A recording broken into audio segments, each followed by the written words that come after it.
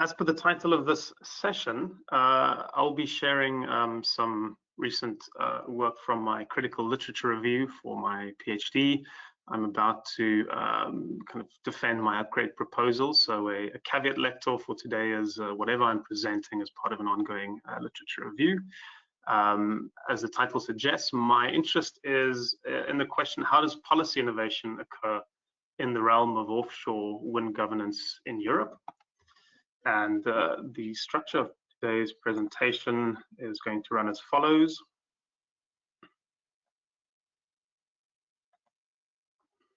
I'll present a few slides on the context of offshore wind power in Europe. I will introduce 4 policy elements through which offshore wind power governance has been kind of approached in the academic literature. And then the most of the presentation will focus on kind of 5 key points, kind of synthesis learnings that I've drawn from my literature review. And I'll end off with just some broad knowledge gaps and a couple of research questions that hopefully will frame my forthcoming research. So by way of context, these are all fairly recent graphs from Wind Europe, shared I think in March of 2020. But just to recap some of the historical trends, over the past decade, there's been really strong growth rate, an increasing growth rate of offshore wind energy across Europe, even when onshore wind development has stalled in many instances. And this increasing growth rate's been driven predominantly by offshore wind in the territorial waters of the UK, Germany, Denmark, and Belgium. I think more interestingly is the variability in offshore wind expansion. Very high variability between European countries, and some countries with significant offshore wind resources have no commercial industry or only have a few demonstration projects. This is also interesting in the context of very recent kind of increasing intentions to increase ambitions towards 2030 targets, where we've seen both leaders like the UK and laggards like Ireland and France increasing their ambitions for offshore wind sector expansion.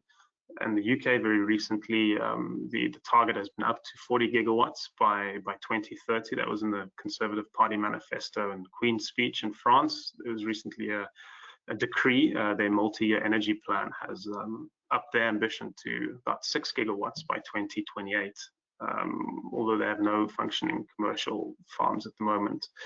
And Ireland similarly has also, in its recent climate action plan from last year, upped its ambition for the sector. There are a couple of other trends that I'm sure most people will be aware of, but it also makes this the kind of techno social configuration of this industry very interesting. One is that both turbines and farms are becoming really huge. So turbine capacity, will increase, almost threefold from what it was a decade ago, and similarly with wind farm sizes. But other interesting points to note there is that the levelized cost of electricity for offshore wind is still forecasted to remain significantly more expensive than onshore wind in the coming decade. And so it kind of opens up, I think, interesting questions about what political support for this technology means in the context of kind of liberalizing markets and other kind of systemic issues.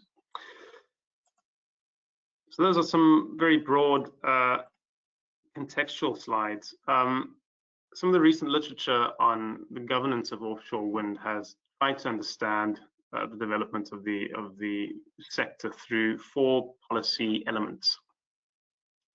The 4 policy elements are kind of how countries go about allocating seabed tenure, and there are a number of options: open door policies, defined sites, or zoning kind of approaches. Secondly, how countries go about granting development rights. And there, even though they are very diverse kind of national configurations, there are some interesting trends towards limiting or expanding the number of public agencies from which permits must be obtained, and or limiting or expanding the requirement for public consultation and data collection as part of the planning process. The third policy element that's really key and often overlooked are different models for grid connection, where there are kind of two predominant models: the transmission system operator model and the generator model, and then in the UK a kind of a unique third-party model to establishing grid connections. And then the fourth policy element is, of course, the design of financial settlements, how the owners or generators are remunerated. And here, this covers a number of issues, kind of how financial settlements are accessed, by whether it's automatic or through some form of constrained competitive process, what the basis is for remuneration, fixed, sliding, what the method is for determining the level of remuneration through some kind of competitive process or through a specialist market or an administrative process. So those are really the four elements that can be taken as a kind of policy mix for understanding offshore wind governance. Now, the kind of 5 key points or synthesis points that I've taken from my literature review to date cover these 4 elements, and I'll go through them now. Firstly, there's some evidence of a distinctive European model of offshore wind governance that has been emerging. The convergence is not even, but when looking at some of the countries that have led the way, Denmark, Germany, Belgium, Netherlands, and the UK, there has, for instance, been a convergence on competitive renewable energy auctions of constrained volume or budget that's settled through sliding payments like contracts for differences. But there's also been convergence on things like how seabed tenure is allocated. Initially, many European countries started with a kind of an open door policy, and that's subsequently shifted to a basis where there's where most countries are looking at defined sites or zoning tenders. So that's the first kind of broad takeaway. The second one is that although the trend has been established, there's not a lot of evidence on why or kind of how this convergence is occurring. So many questions remain kind of why and how this European model is being established. There's some kind of bits of knowledge that has been generated on this. So, for instance, the recent success in the proliferation of national auctions has been argued to be due to a coincidence of EU state aid modernization, so kind of a diffusion mechanism at the EU level, but also a coincidence of this with national budgetary difficulties with feed-in tariffs, which in turn created demand for knowledge of alternative mechanisms. And in a third instance, the emergence of a growing community of auction specialists who have sought greater implementation of the instrument to their own competitive advantage. And so in this instance, at least with auctions, it's been argued that actually this instrument constituency that is developed around the specialist knowledge of auctions have had more agency in spreading this kind of policy innovation than systemic drivers related to policy diffusion. But yeah, so many questions still remain as to why the convergence is taking place. Moving on to a different element of policy, and the third is a finding that presumptive government support for the expansion of offshore wind power can be a key driver for establishing or updating marine spatial planning. Obviously, there's been a lot of literature on marine spatial planning as a normative paradigm and how the planning paradigm relates to the actual operationalization of it in different national contexts.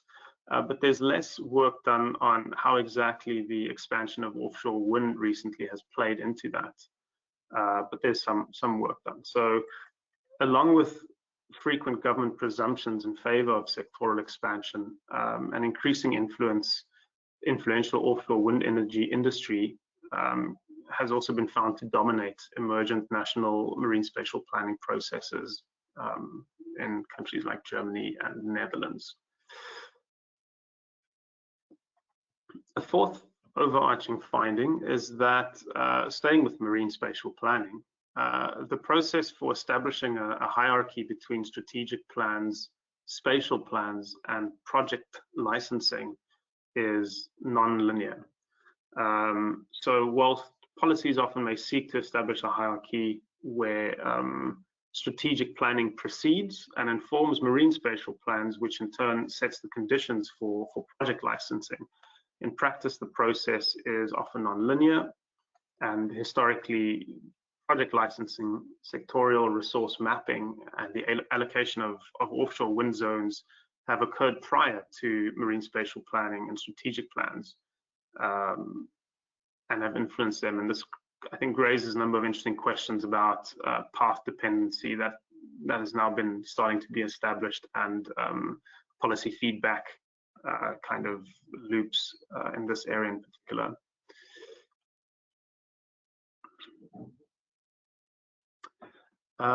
The fifth finding takes us kind of slightly away from marine spatial planning and more broadly looking at the approval processes for project development. And here again, it's that commitment by governments and industry stakeholders to expanding offshore renewable energy may drive planning policy innovation. And these innovations often seek to achieve some form of holism or centralization or streamlining. And this has a lot of interesting repercussions. So for instance, Yvonne Ryden and her collaborators have looked a lot at offshore wind power as falling within the strategic infrastructure project category within the UK, and hence kind of forming part of a different planning process, and what that's meant. It's a more centralized planning process, and what that's meant for local communities and the ability of different voices to inform the planning process. So there's some evidence here that kind of the application of schemes for categorizing individuals, groups, and knowledge, that the means of limiting contestation within these centralized planning processes and certain procedural presumptions may act to silence certain types of views that create certain power imbalances, and that these in turn favor technocrats, often accredited expertise in large institutions with the resources to generate the kind of knowledge that goes into these processes. And at the same time, limiting the understanding of local economies, local businesses, and the interests of communities. And then there's been I found one exploratory case study in Estonia actually that also looked at how the depoliticization of the marine spatial planning kind of process displaced conflict between communities and developers towards the planning approval phase of a particular project. So whilst there's a fair amount of I think knowledge on what the repercussions are of planning processes recently that have sought centralization and streamlining, as with the other elements, there's not a lot of understanding on how and why these policy innovations come about. So those are the five key takeaways for me at the moment on this work. And that's kind of prompted me to identify two very broad research gaps. First is the following question: how has offshore wind governance evolved in the wider context of changing national political agendas, especially the wider national climate change and energy targets that we see changing over time recently? And here there's a lack of comparative case studies.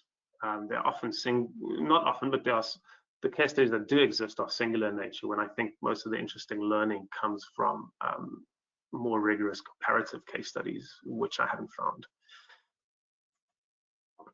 And then secondly, how has the four policy elements that I've outlined as a kind of a policy bundle or mix, how do these elements co-evolve and what are the interdependencies between them. Often where case studies focus on a particular policy, it just focus on a single one over a short period of time. And yeah, I think there are more interesting questions to ask about interrelations and policy mixes. So in closing, that has kind of shaped the approach that I'd like to take for my PhD research. And that is using a policy implementation theory. In this instance, I've chosen the multiple streams approach to understand the evolving governance of offshore wind power in the context of current energy transitions in select European states. I think this kind of builds on the social acceptance side. This builds on the Wissenhagen and Volsing kind of triangle, looking particularly at the political dimension or social political dimension of social acceptance. And then some more recent proposals, I've listed the papers there from Dermot, Kern, and Roger, to try and link a very well-established policy implementation literature and approaches with the social acceptance literature. Multiple streams in itself, obviously growing out of the seminal Kingdom paper.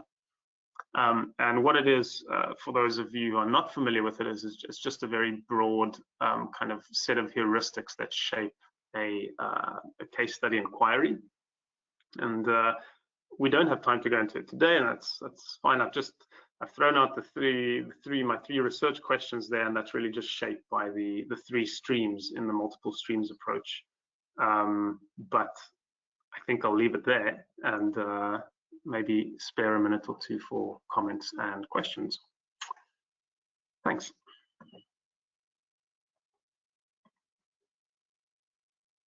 Thank you very much, Jean-Pierre. I would just remind those of you that have any questions that you can just write them down in the chat, and we have some minutes now to ask some questions to Jean-Pierre. I would just go ahead and well, first, thank you for the interesting presentation. And I was just thinking if you're considering also, I think you touched upon that, but I would like to hear more about it.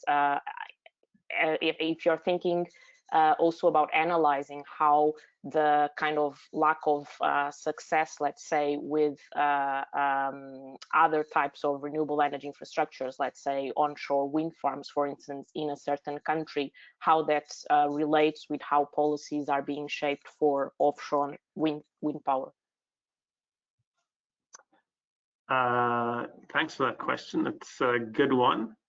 By way of example, I think there are some case study specific questions that will get at that. So there's been some kind of talk, but not really anything in the academic literature, that part of the reason why offshore wind was really strongly pushed by, I think it started with the Labour government, but then Conservatives in the 2010s, was because of the reaction against onshore wind in the UK. And there's not, I think Toke may have published a paper kind of on the area, but not really. So I think there's a lot of interesting case study specific information of how maybe opposition to onshore prompted more political support for offshore. Yeah, or also, sorry, just to add, or even maybe it would be interesting to see if the preference for others, like solar, for instance, power plants, might also diminish the policy interest, so to say, in offshore wind. Right. Yeah. Noted. Okay. So if there, Jane Clark, thank you for your question. So Jane, would you like to ask it yourself to Jean-Pierre? Yeah, no, thank you very much. No, it was a really interesting presentation, and I can see a lot of links to my own PhD research, which I'm kind of attempting to write up at the moment. But so my research has looked at the low carbon economy in marine spatial planning in the context of Scotland and England. So part of my research has been looking at that political context. So considering where the concept came from and who determined what the low carbon economy meant. And offshore wind is, of course, part of that kind of broader, I guess, conceptual focus for me. And So it's been interesting because there's been a strong kind of narrative difference between how Scotland and England have taken forward the low carbon economy concept. So for England, it was coming out of the kind of the recession of 2007 and 2008, it was an economic spur.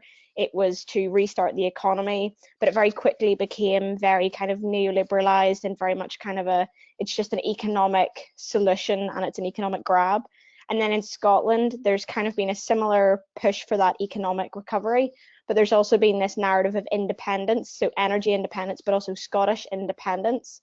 So it'll be interesting to see kind of then how different states have come out of the recession and how that feeds into why offshore was, or how it kind of came about within those kind of contexts. That's why I was just considering, what states are you using, because I would be particularly interested to understand how kind of my research then, either contrasts or fits in with it.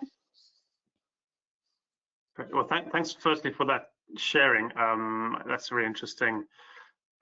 In terms of selecting case studies, I thought of contrasting a couple of leaders, so-called, with laggards in the European region. And so the UK as one leader would definitely be